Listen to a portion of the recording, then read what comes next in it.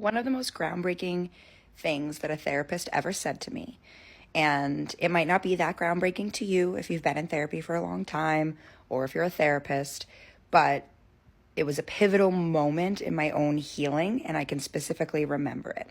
And I didn't see this therapist for very long, but this was enough to shift the way that I was addressing and conceptualizing my own struggles with my mental health and my thought process.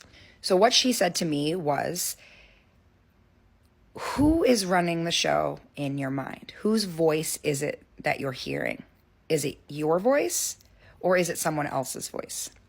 And initially, most people will say, well, it's my voice. It's my own inner dialogue. It's my own narration of my life. For some people, it's obvious that it's not their voice all the time and that it's other people throughout their life whose voices and messages and energies have been synced and morphed into what now sounds like your inner dialogue. I didn't realize that for, at that time, 18 years, I had been wandering and walking and losing myself throughout my life to the voice of a parent of mine.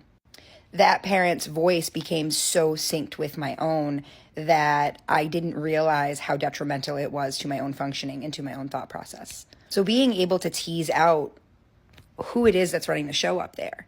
Is it you? Is it the mom that berated and judged and neglected you? Is it the father who told you you weren't good enough or told you to be stronger or to man up?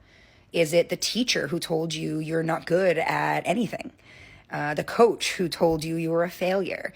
We minimize these experiences with people and we say, oh, that was just my dad, or oh, that was just the way being in football was, or that was just how having a cheerleading coach or a dance teacher was. That's just the way it was. And that's okay. That's the way it was.